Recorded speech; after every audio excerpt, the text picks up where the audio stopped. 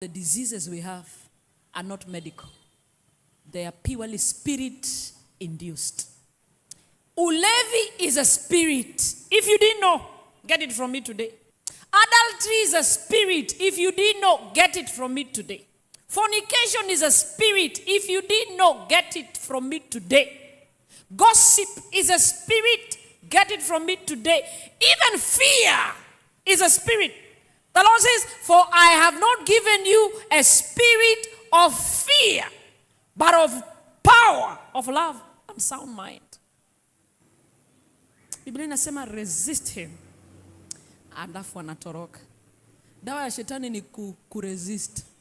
Akikujaribu ajaribu, na huwa ajaribu na njia moja. Atajaribu njia zote, ile atakukwamua nayo. Sasa mwambie, mimi hata ujaribu vipi, sikwamuliki, kama kuna Kiswahili kama hiyo.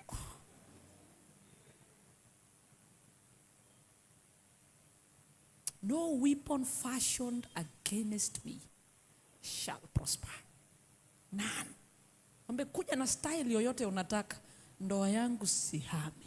Walete wake 6-10, bado sifanyi nini? Sihami.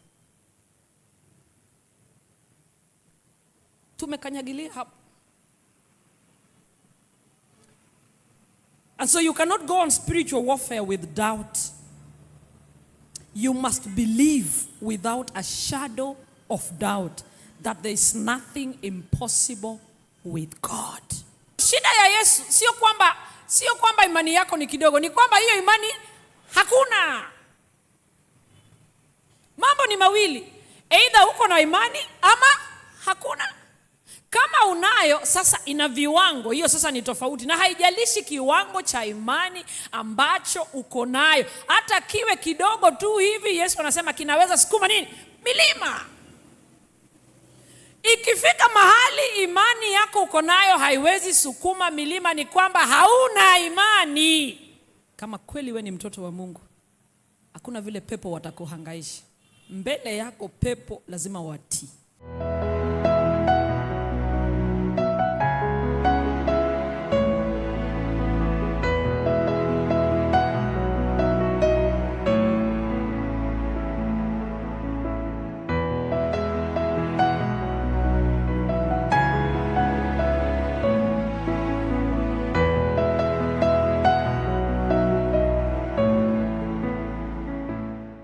Tunapenyaje ulimwengu wa kiroho? Na hayo ndiyo ya muhimu. Utakapolielewa, vita vinakuwa rahisi. Paulo anatukumbusha, utasoma kwenye tafsiri yako, ni fungu tunalolijua, labda kwa Kiswahili inakaa ni nzuri kushinda Kizungu, lakini utasoma kwa tafsiri lako. Waefeso 6 kuanzia mstari wa 12. Utasoma 12 peke yake. Anatukumbusha, anasema, for we do not wrestle against flesh and blood, but against principalities, against powers, against the rulers of the darkness of this age, against spiritual hosts of wickedness in the heavenly places. Kwamba hatupigani vita vya kimwili. Vita vyetu ni vya kiroho, na tunapigana na nguvu ambazo anazipa ngazi tofauti. Ina maana kuna ngazi ambapo shetani atapigana nawe, ukimshinda atakupeleka ngazi ya juu zaidi. Hivyo akijaribu, akitaka akushinde wewe. So lazima uelewe, how does the realm of the spirit and the world of darkness operate? You must understand. Though that is not our lesson for today, what I'm here to say is that the world of darkness operates in the realm of the spirit, and you cannot war them in the physical. Kwamba nguvu hizi ziko katika ulimwengu wa kiroho. Vita hii huwezi ukapigana kwenye ulimwengu wa kimwili. Ndiposa lazima uhame kwenye ulimwengu wa kimwili, upenye ukaingia kwenye ulimwengu wa kiroho, and learn to shut down the activities of the evil one there, because that is where they are cooked, that is where they are orchestrated, that is where they are schemed, that is where they are planned before they manifest in the realm of the physical.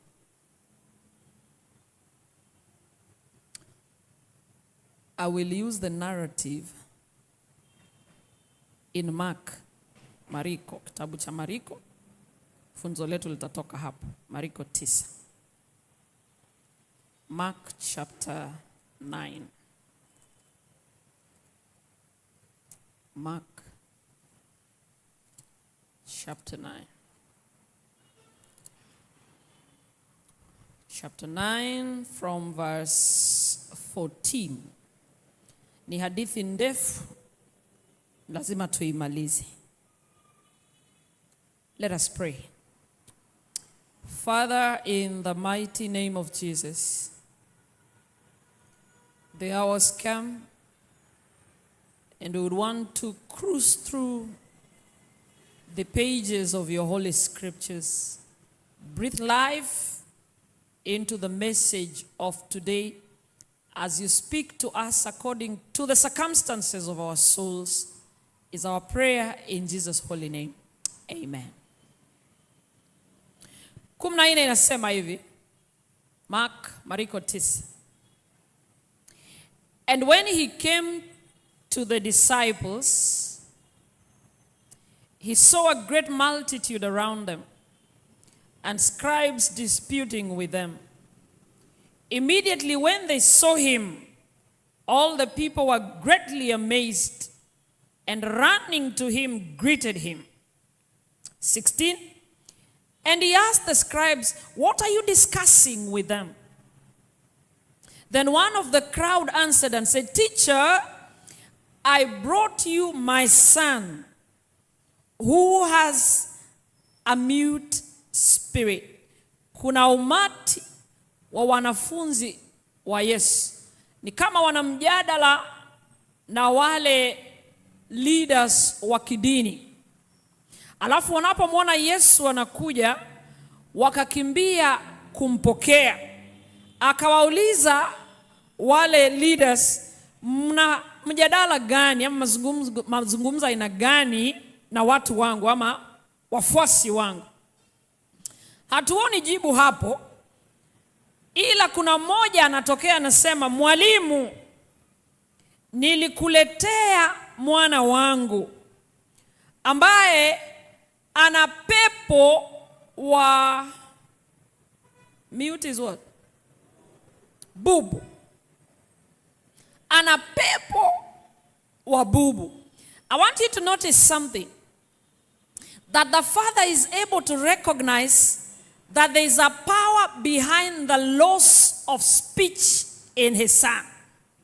Baba yake anaweza kutambua si bubu tu, lakini kuna nguvu za giza ambazo ndo zimemsababisha asifanye nini? Siongee.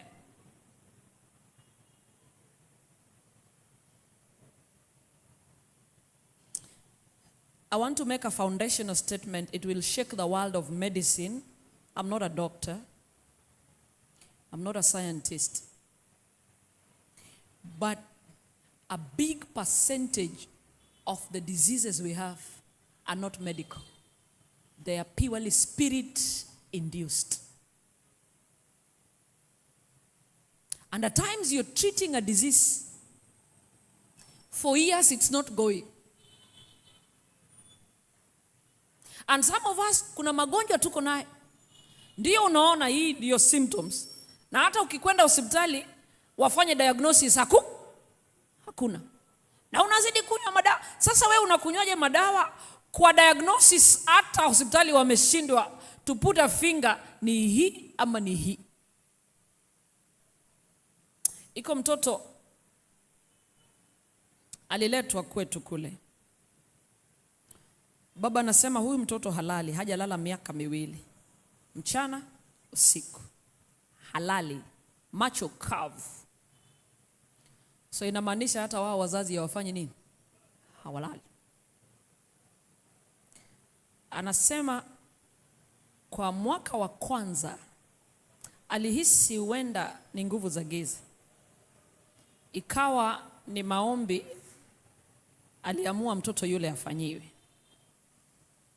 Alipokwenda kanisani, kanisa letu hili, mchungaji akamwambia, hapa kwa Wasabato hatuna mapepo. Mara nyingine nashangaa ni Biblia gani tunasoma. Hapa kwa Wasabato hakuna mapepo. Ukitaka huyu mtoto aombee, mtafute Owuor. Sijui mnamjua Owuor kule Kenya kwetu. Tafuta makanisa kama hayo, Ezekiel. Zile za kina huyu wa Shakahola. Tafuta hao. Na yeye mwenyewe ni mzee wa kanisa. So ni mazungumzo kati ya mzee wa kanisa na mchungaji. Akaanza hayo matembezi. Kanisa moja baada ya nyingine. Kanisa moja baada ya nyingine. Hakuna mafanikio.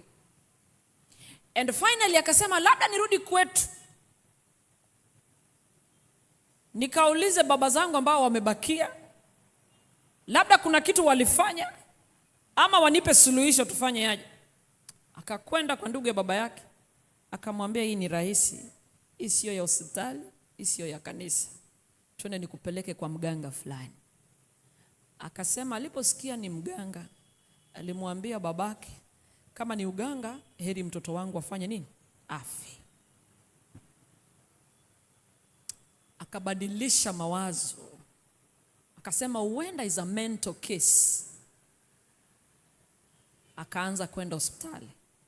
Ametibu yule mtoto Aga Khan mwaka mmoja, anameza dawa za akili. Bado hajawahi lala. So amekuja, tunataka kuanza maombi. Yule mkijana kaniangalia kwa macho direct, kanifanyia hivi. Kamwambia bas, huyu amekuwa initiated into the underworld. Ako kako Illuminati. Sasa tunajua vita tunavyo pigana navyo. Yule mtoto uwezi ukamwekea Biblia ukamwombea. Na nguvu hataki. Tukamfinya chini. Tukamtolea zile signals. Sababu kwanza wanakutupia signals fulani ndio wa connect na wewe. Tukamtolea zile signals. Tukamwambia huyu sio wa kuenda saa hizi. Deliverance is a process. Deliverance is not an event. Usiwe na haraka. Kuna yule utaombea na papo hapo atapata nafuu. Na kuna yule utaombea hata miezi 6 ndio apate nafuu yake. Kwa sababu the power itself mokoro hana. The power itself nani anaye? Tukamwambia itabidi ukae naye hapa kama kidogo sana wiki moja. Kwa sababu tulikuwa tunaendesha juma ya maombi na kufunga. Na unajua wakati watu wanafunga nguvu ya Mungu ni mingi, ni kubwa. Usiku wa pili tukafanya tena maombi na wenzetu. Mchana wa siku ya 3 akaja tukakaa naye baba yake. Akasema pastor, hivi kwamba kwa Waadventista wa Sabato kuna nguvu kweli? Kamuuliza mbona unasema hivi? Sema hizi usiku 2 nimelala. Kutoka lala mpaka asubuhi. Ilinibidi usiku wa pili tulale kama nimewasha stima. Nikuwe tu sure anafanya nini? Analala. Ndiposa ninauliza, Mtanzania anapoacha Magomeni mpaka Shakahola, Magomeni iko wapi sasa hiyo? Ni swali nimeuliza huko Kenya. Wakati Msabato anatoka kwake mpaka Shakahola. Nyinyi mnajua Shakahola ni kitu iko sahii ulimwengu mzima inazungumziwa. Mimi huku kwenu sijui ni wapi. Wakati mtu anatoka Dar es Salaam mpaka Sumbawanga, Magomeni SDA Church iko wapi sahii? Apite Magomeni, apite sijui nini, sijui kanisa lingine liko hapa la Waadventista sijui. Apite hayo makanisa yote mpaka Sumbawanga.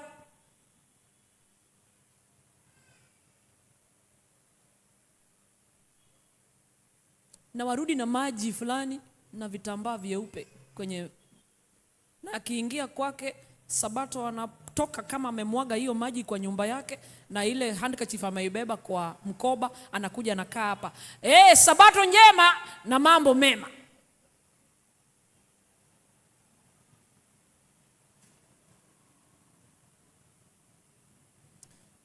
Nikuhakikishie kule nje kuna nguvu, lakini nguvu bandia. Hapa ndani kuna nguvu, na ni nguvu ya kweli.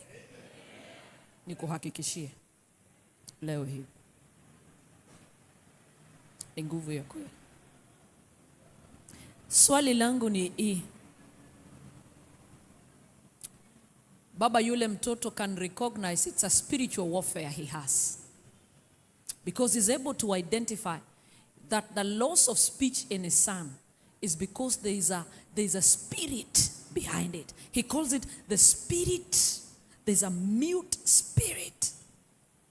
He doesn't say my son is dumb. Say there's a mute spirit. And that is what I'm saying. Are you able to recognize what you're going through? There is a force of darkness behind it.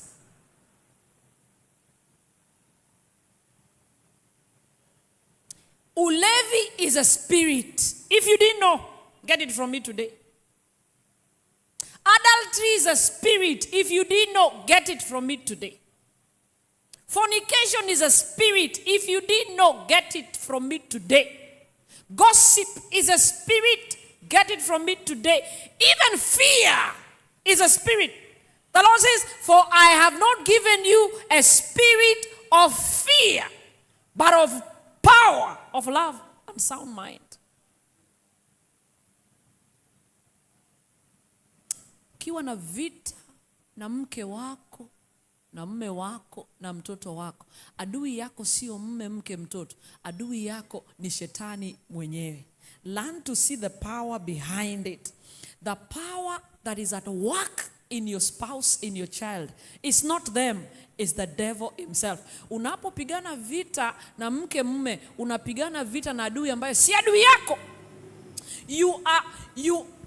You are aiming your arrows at the wrong person. Shooting your arrows at the wrong target.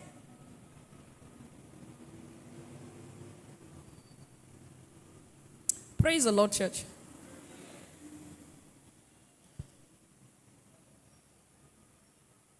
Kumna nane inasema, and wherever it seizes him, it throws him down. He foams at the mouth, gnashes his teeth, and becomes rigid. So I spoke to your disciples that they should cast it out, but they could not. Listen, wakati yule pepo anakuja, anamwangusha chini, anafinya, meno, anangata, kungata ni nini? Gnashes his teeth. Alafu povu inafanya nini? Inatoka. Na nimemleta kwa wanafunzi wako, wameshindwa kufanya nini? Kutoa huyu pepo. Ana report. Unajua wanafunzi wa Yesu ni wewe tu na mimi hapa. Tukaletewa yule mtoto, babake anasema tumeshindwa kufanya nini? Kumuondoa. He's reporting. Is a report he's making. That your disciples are unable to cast out the spirit. Now listen to verse 19. He answered him and said, O faithless generation, how long shall I be with you? How long shall I bear with you? Bring him to me. I love it. Christ is saying, the problem is that It's not that they have little faith. There's a difference between little faith and faithlessness. Sijui Kiswahili nasema. Is it faithless? Nikisema moneyless inamaanisha nini? Nikisema you are moneyless inamaanisha nini? Una hela. So when I say faithless inamaanisha nini? Una imani. So shida ya Yesu sio kwamba imani yako ni kidogo, ni kwamba hiyo imani hakuna. Mambo ni mawili. Either uko na imani ama hakuna. Kama unayo, sasa ina viwango. Hiyo sasa ni tofauti. Na haijalishi kiwango cha imani ambacho uko nayo. Hata kiwe kidogo tu hivi, Yesu anasema kinaweza sukuma nini? Milima. Ikifika mahali imani yako uko nayo haiwezi sukuma milima, ni kwamba hauna imani. That is the truth. Haipo.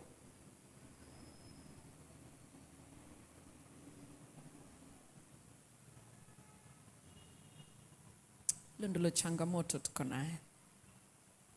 Safari za kwenda kwa mganga ni kwamba hauna imani.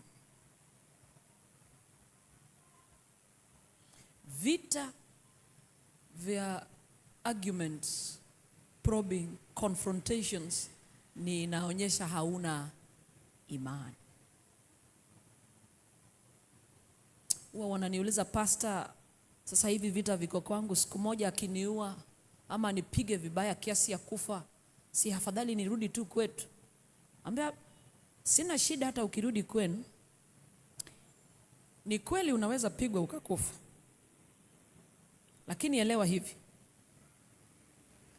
Kama hauelewi vita vya kiroho, rudi nyumbani, beba vitu vyako, rudi wapi? Kwenu. Sababu unapiga vita vya kimwili. Akija usiku amelewa, anakuambia nitakuua, na unashinda ukisema jaribu. Kama wewe ni mwanaume kuja, si uniue. Niue. Unajua saa nyingine shule inasaidia watu. Ukiwa mwanamke ameenda shule inasaidia. Mwanamke hajaenda shule anasema jaribu. Jinga wewe. Yule ameenda shule anasema babe, let's talk about it tomorrow. Tuizungumzie kesho.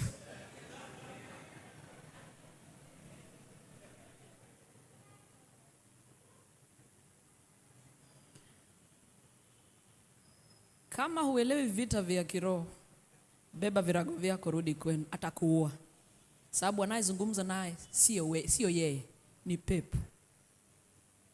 Kama unaelewa vita vya kiroho, dadangu, kaa. Hakuna mtu atakuua. Manake nguvu zilizoko ndani yako zinazidi nguvu zilizoko ndani yake. Hawa ndio wanawake wanaishi na walevi miaka 40 hawajawahi guswa.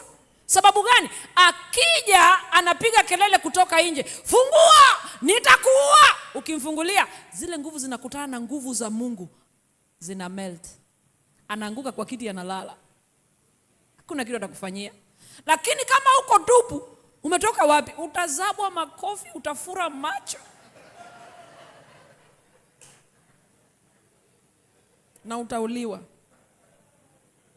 Hii kitu haitaki mdomo pere. Hii kitu inataka ukishasikia hiyo kelele unashika nobi ya mlango, unasema Bwana, asante umemregesha mume wangu. Asante haja kufa kwenye mitaro, amerudi nyumbani. Nafungua huu mlango, pepo aliyoko ndani yake, I rebuke him in the mighty name of Jesus. Nafungua mlango. Akikuona tu hivi ametulia. Lakini yake inasema piga tu kelele hapo nje, leo sifungui. Ile saa utafungua atakugonga vibaya.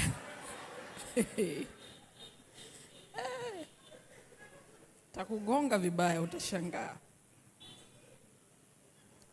And so what Christ is insinuating is that they don't have faith. Spiritual warfare requires that one exercises faith. It has no room for doubt. Hata kama ni kidogo, the secret is exercising it. Faith grows when it is exercised. Hakuna mtu ako tu na imani kubwa. Ni kwamba ku-exercise ni nini? Utaifanyia mazoezi. Alafu inakuwa pole. Sasa hii hata hii yako yenye iko na ifanyii mazoezi. Hauna.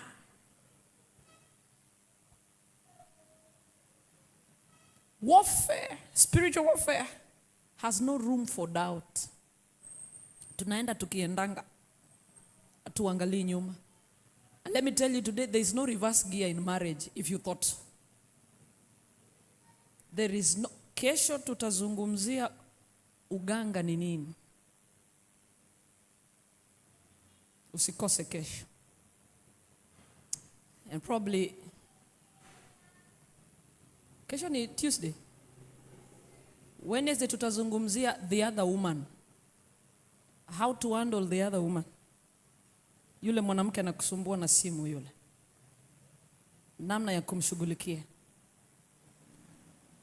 Thursday tutazungumzia divorce. Kweli Yesu aliruhusu talaka. Tutalizungumzia on Thursday. Mimi hata sitakumbuka, msiponikumbusha kesho shauri yenu. Kesho mnikumbushe. Kesho tunaongea nini? Uganga. Hata mmefanya nimesahau kitu tulikuwa tunazungumzia. Nilisema katika vita vya kiroho haina nafasi ya shauku, doubt. Haina nafasi hiyo. There is no reverse gear in marriage. Ukiingia umeingia. Ni kwenda mbele hata kama vita vinakuwa vikali kiasi gani. Forward ever, backwards never. Haina gari zote najua ziko na reverse gear. Hii ya ndoa hakuna. Hii ya ndoa ni kwamba utaenda mbele na ukikataa kuenda itakutupa nje. Lakini hakuna kurudi nyuma. So ndoa sio ya watu roho kidogo. It's not for the faint hearted. Hii kitu haitaki babe mingi honey sweetie. Hapana. Hapa tunalipa rent, tunalipa school fees. Shetani yuko. Hautushindi sisi tumeishi miaka 19 tuliwacha babe kitambo sana. Siku hizi tunasema janyakachi. Jakano.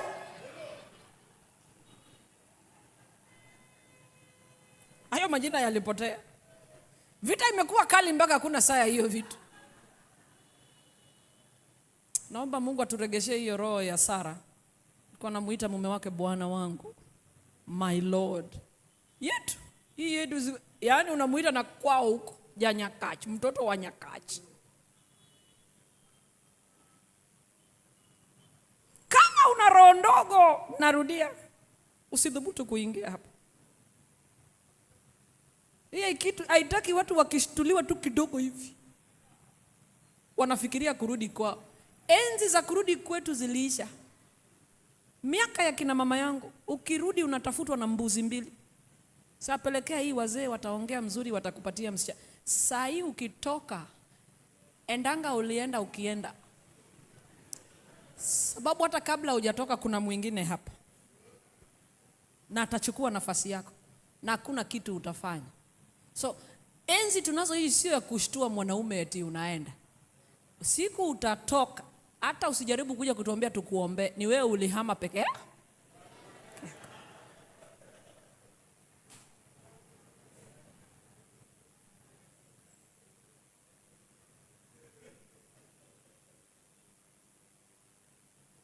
Yaani unadhubutu aje shetani ati hata wewe unashtua shetani ati nitatoka. Na amempangia mume wako wasichana kadhaa. Na ni huko kutoka ndiye anangoja utoke. Aweke huyo wake. Na wewe unashinda kutuambia mimi nitaenda, enda, jaribu. Kuna vitu kuna movies tuna watch kwa TV na tuambia don't try this at home. Don't try this at home. Jaribu uone. Wewe ndio utaumia. Hapa tunakaa macho kavu liwe liwalo. Biblia inasema resist him and he will flee. Kuresist inamaanisha you are removable. Anakusukuma usongi. He can only turn you like this, turn you like this, turn you like this, but you have a strong fulcrum here. There is a pivot here. It never moves. So atakusukuma huku sawa, akusukume huku ni sawa. Hii haisongi. Hii akuzungushe shetani sitoki. Mguu wangu umekwamilia kwenye mwamba imara ambaye ni Yesu. Sasa unasukuma tu kidogo ushaanguka. Biblia inasema resist him, alafu anatoroka. Dawa ya shetani ni kuresist. Akikujaribu na huwa ajaribu na njia moja. Atajaribu njia zote, ile atakukwamua nayo. Sasa mwambie, mimi hata ujaribu vipi sikwamuliki, kama kuna Kiswahili kama hiyo.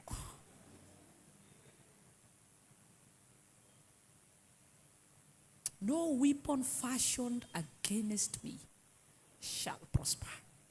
None. Mwambie, kuja na style yoyote unataka, ndoa yangu sihami. Walete wake 6-10, bado sifanyi nini? Sihami. Tumekanyagilia hapo. And so you cannot go on spiritual warfare with doubt. You must believe without a shadow of doubt that there is nothing impossible with God. I have one problem. Normally when we have the challenges of sickness, it could be challenges about employment. We believe that God can. But when it's a marital issues, people don't believe that God can. Ikiwa ni changamoto zingine zile, watu wanasema, pastor, niko na imani Mungu atanionekania. Hiyo ni kazi, ni fedha, ni nini. Watu wako na imani kwa shida zozote zile. Lakini ikifika kwa challenges, changamoto za ndoa, people are more than willing to quit. Hiyo sasa haiwezekani.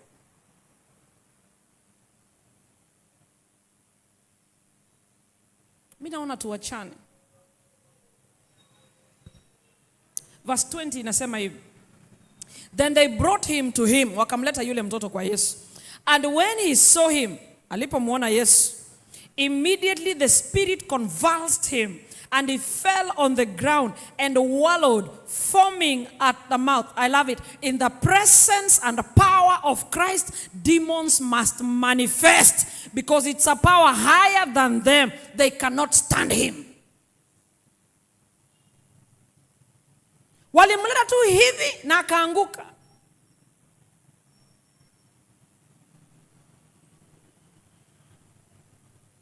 Iko mwanaume anapenda wanawake huku nje, analala na yeyote yule, na mke wake hajawahi pata ugonjwa hata siku moja.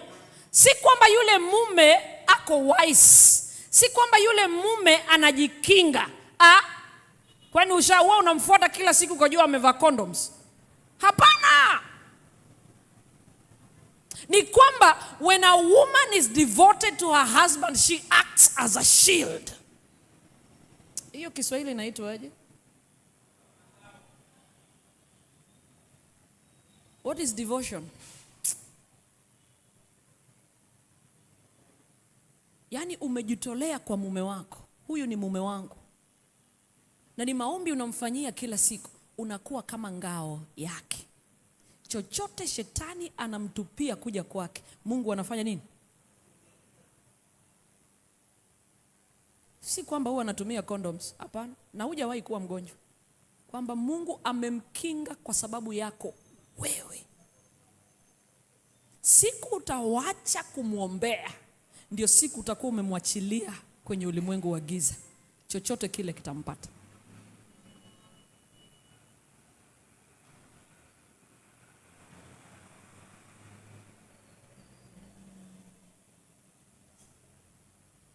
So usiogope.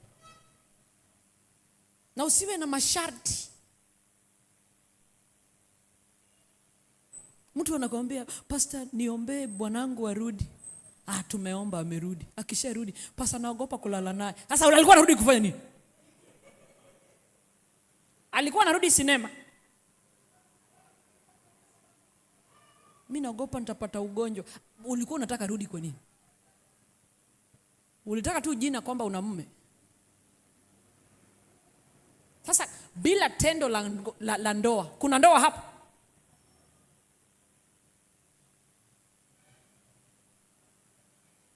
Serikali yetu ya kule Kenya inakuruhusu divorce kama hakuna tendo la ndoa kwa wale ambao wamefanya harusi na mtu amekataa tu. Umefanya harusi leo na msichana amekataa tu, ama mwanaume ati ngoja tu tungoje next week, mwezi, wiki mbili, mtu bado anakataa. Kule serikali yetu inakuruhusu kuachana because that marriage has not been consummated. Sijui Kiswahili hiyo ni nini. Marriage is consummated through what? Through sex.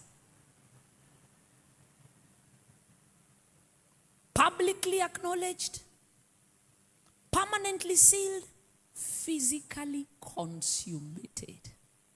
If it's not consummated, it is not marriage. They permit you a divorce. Si mke wako, si mume wako. Ndio maana tunazungumza na watoto, wasichana, wavulana, usiingie kwenye tendo la ndoa. Kwa Mungu tendo la ndoa is as good as you're married, even without a wedding and a dowry. Ulale tu na msichana wa mtu, amekuwa bibi yako. Si bibi, amekuwa mke wako. O tuko Tanzania, amekuwa mke wako. Nisonge kwa haraka. A real child of God, in your presence demons must manifest. Kama kweli we ni mtoto wa Mungu, hakuna vile pepo watakuhangaisha. Mbele yako pepo lazima watii. Aliwatuma wanafunzi, wakarudi wakamwambia Yesu, kwa jina lako demons are subject to us. Mtoto wa Mungu hasili. Nguvu za giza hazifiki karibu. Haiwezi. 21 says this. So he asked his father, how long has this been happening to him? Kwa muda gani amekuwa hivi? And he said, from childhood. That is the saddest story. Ni kama kuwa na mtoto autistic. Unajua watoto wako autistic? Wale watoto kuwalea ni ngumu sana. Mara nyingi inabidi hata mama awache kazi, sababu hakuna mfanyakazi anaweza vumilia wale watoto. Ni mzigo wako. Kuna mtu utapatia. Na huyu bwana anasema amekuwa hivi tangu utotoni, from childhood. I know there are situations umekuwa nazo. Saizi imeenda miaka mingi. Haijalishi ni miaka ngapi, nataka nikuambie leo Yesu is aware about it. Na hauko peke yako. Si wewe wa kwanza mke kutoroka, si wewe wa kwanza mume kukuacha, ni wengi.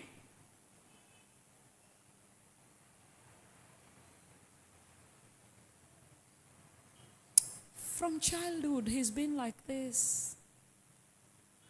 Ukiendelea na hiyo hadithi inasema saa zingine inamwangusha ndani ya maji, saa zingine inamwangusha ndani ya moto. Kwa hivyo ni mtoto huwezi wacha akakaa peke yake. Ni mtoto mahali huko. Ni mtoto unabeba kama kibeti, unamfunga kama leso. Kutoka utotoni. Niko hapa kukupatia tumaini, haijalishi imechukua miaka ngapi. Huenda ndoa yako imekuwa ngumu tangia mwanzo. Mwaka wa kwanza mpaka saa hizi, you have never enjoyed the joy and happiness that comes with marriage. In fact, unaangalia unasema hii ndio ndoa kweli, hii ndio ndoa. From day one ni machungu tu uko nayo.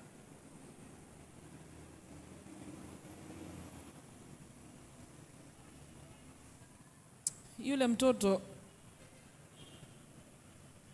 alipata nafuu alipokuja kwa Yesu. Naomba hii wiki tunapokutana na Yesu itakuwa ni siku yako ya kupata nafuu katika ndoa yako. Najua imechukua muda mrefu, imechukua miaka mingi. Naomba sana Bwana wetu huyu iwe ni juma lako la kipekee. ya kupata nafuu. Kila kitu kina mwisho. Hakuna kitu kiko permanent. Hakuna. Nothing is permanent.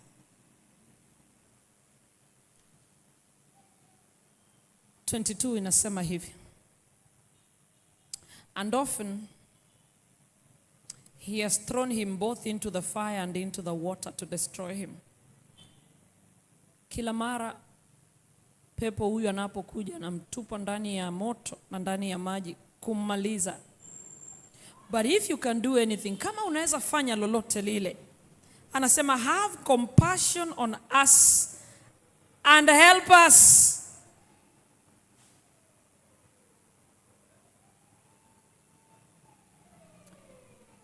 Lafu tukisonga kwenda 23 nasema, Jesus said to him, if you can believe, all things are possible to him who believes. Listen carefully. Kristo anasema hivi, anasema yule bwana, saa yoyote yule pepo amekuja anataka ammalize, tupa kwa maji au kwa moto. Kama kuna lolote Kristo unaweza fanya, no, it's very desperate. Kama kuna chochote unaweza fanya, tuhurumie. Alafu Yesu anamjibu hivi, if you can only believe. Kama tu unaweza kufanya nini? Kuamini. Kila kitu chawezekana kwa yeyote anaye amini. Yesu anajaribu kusema hivi, mimi sina shida yoyote.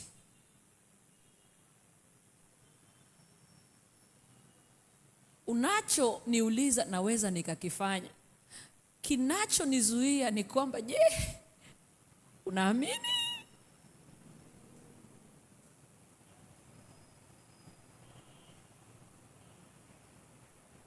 What limits me? I can do it. I have no problem. I already have compassion for you. I can do what you're asking me. But what I'm asking is, do you believe? Anasema, if only you can believe. Alafu analia anasema, Christ help my what? My unbelief. Hiyo kwa Kiswahili sijui ni aje. Saidia kutokuamini kwangu. Nisaidie kwa kutokuamini kwangu.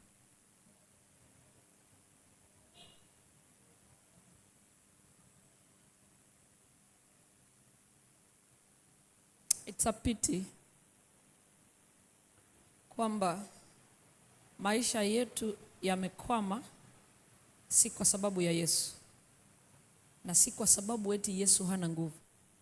Ni kwa sababu tu wewe ndio umeshindwa kuamini. Anasema nataka tu uamini. Ukiamini tu tumemalizana na. If only you can believe.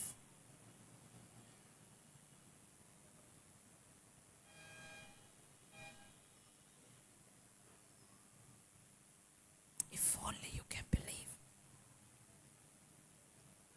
That is the only thing that stops you.